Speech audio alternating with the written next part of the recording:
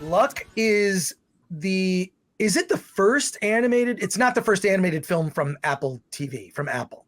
I don't believe so. No, it's not the first. It's the first from Skydance, where John Lasseter is part of the team there. He's part of the creative team. And John Lasseter, of course, the storied career of John Lasseter from Pixar. You mean serial hugger? Serial hugger. He hugged me and I felt uncomfortable. And also, full disclosure, I've met John Lasseter and spent time with him. I was the program director at the Sonoma Valley Film Festival in the early 2000s. I basically just chose the movies that were going to be there. I helped put together panels, I helped promote the festival. I went up to Sonoma Valley, very beautiful area of Northern California in the wine country, and got to go to John Lasseter's house because he's on the board of the Sonoma Valley Film Festival. I'm not sure if that's true anymore, but at the time he was, and great guy. I mean, he is a legit nerd. This guy knows he's got legit nerd cred, super nerd about, I mean, look at Toy Story. Right, that's someone who knows someone who knows their toys. In addition, yes, he hugs people. There's a guy. This was from the 70s, and no one's going to remember this but me. You can look it up. His name is Leo Buscaglia, and he was a guy who used to go on the talk show circuit. He wrote, and he promoted hugging people. You know, there's whole people who have families where they come from a family of people who never hugged. And he explained his philosophy was hugging is like energy. This is how we express emotions and feelings. I'm not such a huge hugger. I'm a guy that will give you like the shoulder hug or the pat. So I say my hugs just for people I know maybe more intimately or family or whatnot, but he promoted this whole idea of hugging. And I think that John Lasseter kind of came from that era, that generation. And maybe some people don't like to hug. You kind of have to know their boundaries. But look up Leo Buscaglia. I believe it's Buscaglia. Leo Buscaglia Staple. PBS. Yeah, exactly. And he just promoted the idea of like, hey, you should hug more because you'll feel it is also good for your mental health. Is to have that connection. You know, there was never anything that came out about John Lasseter that was illegal. A couple of inappropriate jokes. Who hasn't done those? He was. Yeah, wasn't nothing sexual, nothing, nothing assaulty. Yeah, nothing assaulty or sexual. But this is my long-winded way of saying John Lasseter is involved in this project, but I don't think he was involved very deeply. Yeah, it's very clear that John Lasseter was not, his influence is very limited, if there is any at all. Yeah, I feel like he came to this project a little too late in the development process and didn't really have the opportunity to have much of an impact. He's listed as a producer on Luck. It's a director and writer I've never heard of. And let's launch into it, Alan. Tell us the story of Luck. Yeah, Luck is about a girl, a young woman named Sam, who is basically aging out of her foster care system. So she's been in the foster care system for a very long time, turned 18, and now she's kind of getting the boot, so to speak. But she has chronic bad luck, and everything she does, nothing ever good comes her way. And as she's leaving the facility, the girl's home, there's another girl there who may or may not be adopted, and she wants to give her good luck. And she comes across a cat. Long story short, cat gives her a penny, a lucky penny. You know, it's just a weird thing to talk about. But this movie is really about this idea of luck, kind of like Inside Out, but instead of emotions, it's about this idea of good and bad luck. And you know, and so she goes into this world of luck, and you know, me just trying to describe it tells you how good this movie is, or how bad this movie is, because I'm grasping to really try to grab hold of the concept of this movie. Well, the concept is it's sort of like Monsters Inc., right? Like there is an other world where luck and bad luck are created and go out into the universe, right? Mm-hmm. And the character of Sam is a chronic person who has bad luck, and it kind of exposes through these, like, there's leprechauns that are in this world and there are cats, and they spread good luck and bad luck. That's the basic concept. Yeah. Along with bunnies and unicorns and exactly. And yeah, there's unicorns and dragons and it's here's the first red flag is it's not easy to explain. Yeah. Because they keep adding new rules and changing rules. So as Sam is being exposed to this world through the cat that she befriends, you're learning, like, well, this is what happens with lucky pennies. This is what happens with this. Yeah. And they keep, like, I feel like if this concept is going to work, it's got to be one simple rule. You can change it up at the end, which always tends to happen. You add a new wrinkle to a rule or an exemption and whatnot that changes things leading towards the climax of the movie. But it's convoluted. It's not as simple as something like a Monsters Inc. or in the Toy Story world, right? Yeah. Like, well, it's Out. I think Inside Out is the closest comparison, and even that is accessible. It's easy to understand, as complicated as that world is. Well, and this one, I don't know. Luck is just not something that I think about a lot. It's not a concept that I don't feel people think about being lucky or unlucky every day, or have such an emotional attachment to the concept of luck. And I think that's part of the problem of this movie is it's not. These are just concepts that people are not emotionally invested in. Well, okay, so that I hadn't thought about, and that's a good point. Yeah, luck is like it's not as common. It's not as a simple thing as like having a bad dream, right? Like, okay, so how are bad dreams or monsters? How is that? How does that work? Like in Monsters Inc. And I thought that was done much better. So the concept out of the gate is totally convoluted, and it doesn't need to be as convoluted.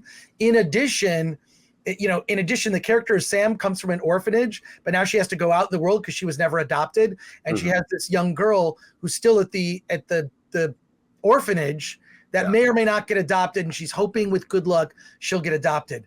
As the story goes on, it turns into a search for your forever family, because your real family is not that important, right? Real, and by real, I mean blood relation, right? We don't know how these kids in the story became orphans, but it's the search for who will end up being your forever family. And something about that concept kind of rubbed me in a weird way. Yeah. What are they trying to say by like your forever family? So forget. Yeah, well, let me clarify that. Please. Forever family is actually a term used in relationship to adoptions and foster care.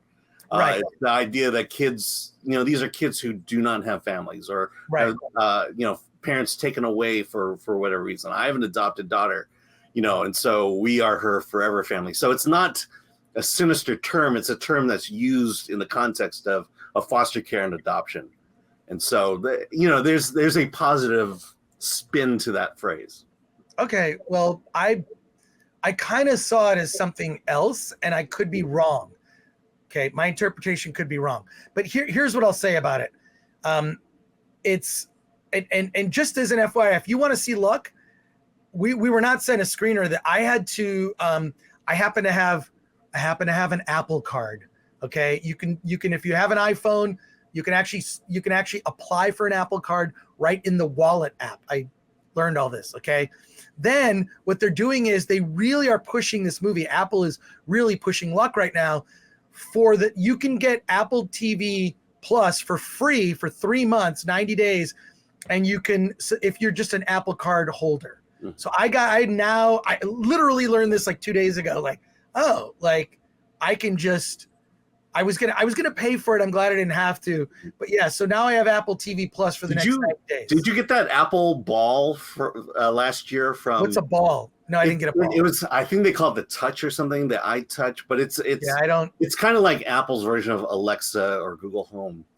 But sure but as CCA members, we all got one, and it came with a year subscription to Apple Plus. All right, well, I don't remember that, but I do. I just went, and so pro tip to anyone: if you've got an Apple card, you've got Apple TV Plus for the 90 days free. Mm-hmm. I think the reason they're doing this now specifically to promote Luck. Mm-hmm. They want to show that they've got like the big guns when it comes to, when it comes to releases, right? They want to be toe to toe with other streaming services. Here's what I'll say. Movie's too long. It's like an hour 45 or so. No, I think it's hour 50. Hour 50. Okay, so already too long, right? 90 minutes. Nothing needs to be longer than Minions. Okay, Minions set the standard. Let's do under 90 minutes. I think the new Minions is 88 minutes. Okay, but so it's overly long. It doesn't need to be. I mean, there is fat that you could have cut off of this. Just extended sequences. Like what was the point of that entire sequence? Because they have a task in front of them, and it felt like a video game at times. Here's a task. Here's what we have to do. We have to get instead of a penny, we lost the penny, so we got to get a button. So the button will go here, but then we got to go and to get another penny, we do this. And so many of these tasks seem like video game levels. It didn't seem like a story I cared about. Additionally, the emotional connection with Sam and this young girl from the orphanage just didn't land with me. Felt a little weird. That's why, like I said, the Forever Family thing like kind of threw me off. And my apologies. It's a term that I'm not familiar with. So Alan, thank you for that clarification. But it just, like between Sam and the cat, I just like, I was like, who is this? And it's not like adults can't enjoy this. I just thought that like kids are going to be bored. Little kids are going to be bored. I mean, visually, there's some parts that are like, okay, that's kind of clever, but it really needed Lasseter with a stronger hand to say, nope, we're not doing it. We're going to keep it at this length. We have to like, it's one of those things where like, and Toy Story, you can look this up. Famously, they stopped filming the movie. They stopped filming. Like they stopped working on the film. They shut down basically to rework the script because it was a mess. It wasn't working. There's a version of that movie that exists that isn't the version that we saw. This is on all the behind the scenes too. This isn't like a story they tried to like brush under the rug. They stopped making Toy Story to retool the script because it wasn't working. They should have done this here. There are some interesting ideas, but it's not fully formed. This needed a stronger John Lasseter to come in and say, not working, rewrite, change it. Nope, it's going to be this length. So for me, I think this movie's a pass. Yeah. I don't know if you've got an Apple card and you can get Apple TV Plus for free for 90 days, why not check it out? Yeah. Or go see Ted Lasso. Ted Lasso's great. That's probably the best thing on Apple TV right now is Ted Lasso. Yeah. I mean, So I'm like negative on it. I think it's a pass for me. I wish no one else has reviewed this freaking movie, just us. Because I couldn't get through it. I haven't seen anyone reviewing it, so I don't know what they're so. But for me, this is just not. And if it came to theaters, I think it would have tanked. Yeah. So I will say I was so excited to see this movie because it was the return of John Lasseter, and halfway through, I was so disappointed by this movie. I mean, literally yesterday when I got to the 50-minute mark, I just shut it off and I said I can't finish this, and I wound up thinking I better finish it. So I saw the rest of it this morning, but I was almost going to come here today and just say I gave up on it halfway through. I think the concept of it is just inaccessible. It's well, I don't know that it's inaccessible, but I'm just finding zero connection with this idea of luck, and then the story itself. It does these things. It does this thing where, okay, the main character Sam, she's the problem because she has no story arc here. She is an unlucky person who didn't get adopted in the system, and then 10 minutes into the film, and then we're in this whole tale about luck, and the only reason we have any kind of emotional connection with this character is because she was in the foster care system and we feel bad for her, but that's not enough.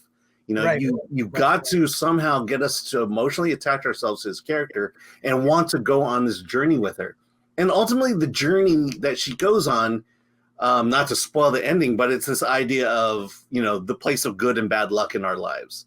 Right. She learns that lesson, and that's the tale of this movie.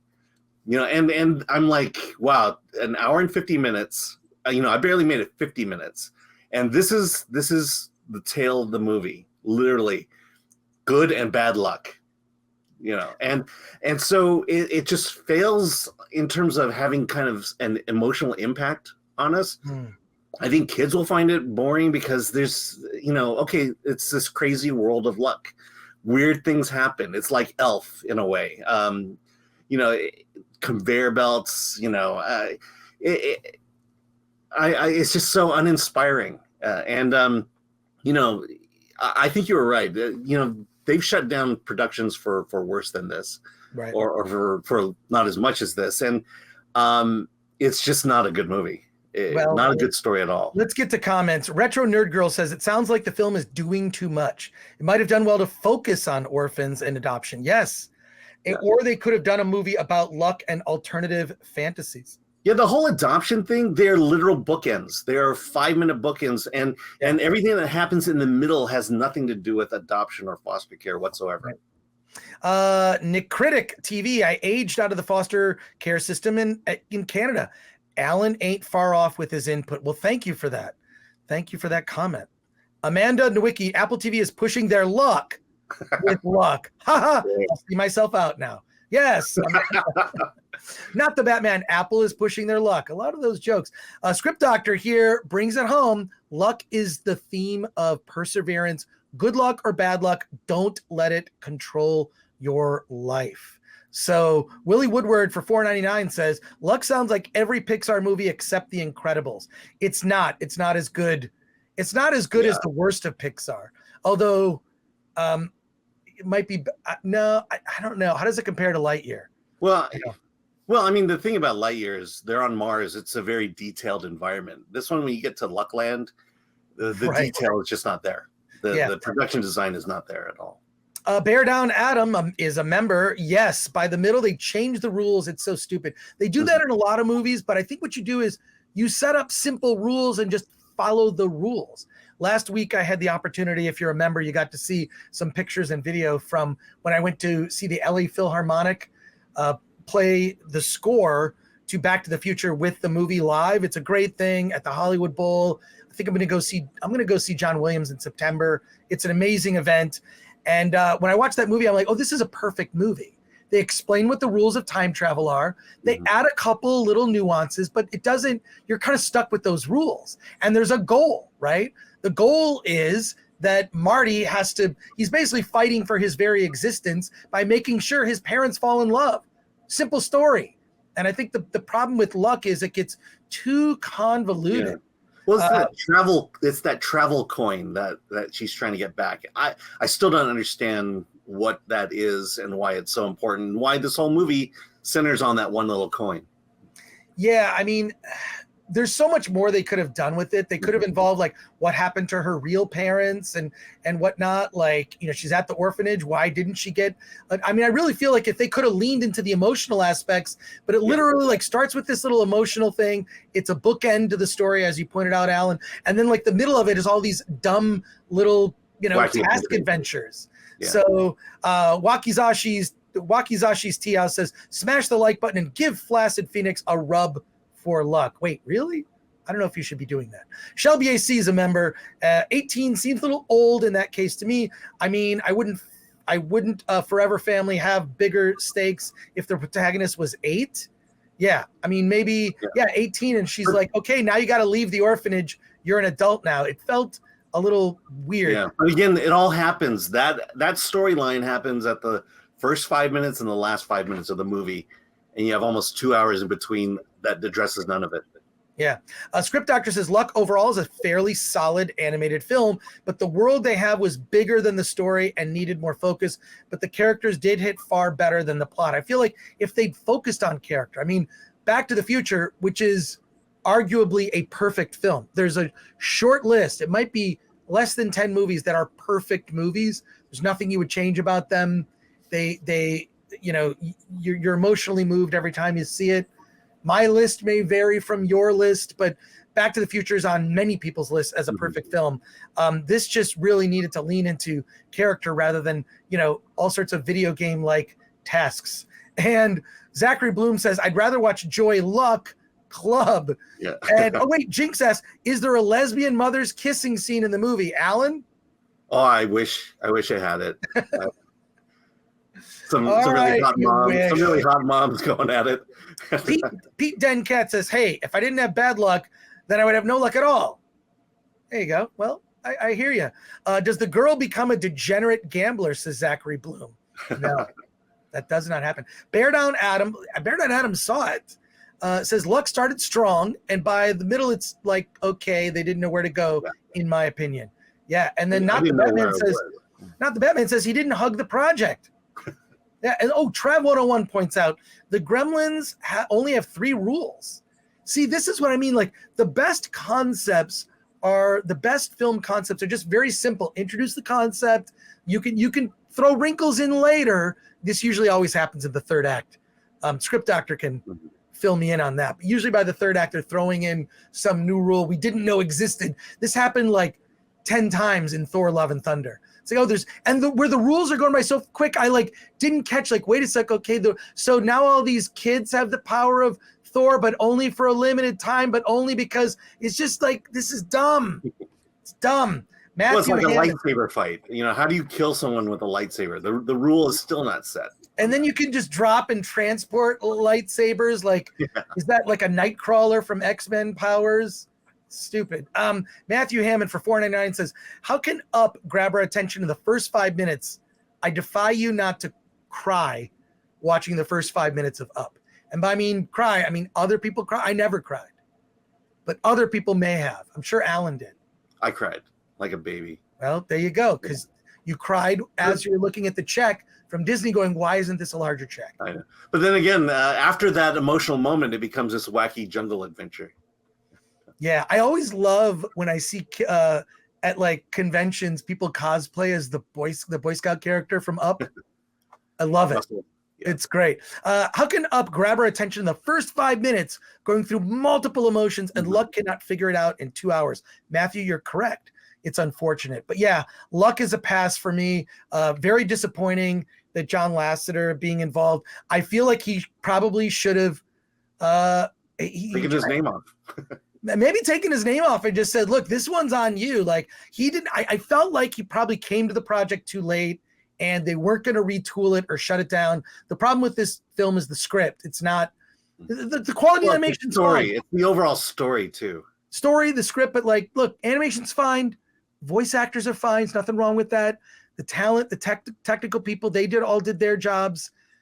It's really that story, that script, and really just not recognizing what the problems are. And unfortunately, I think it's very forgettable, really disappointing.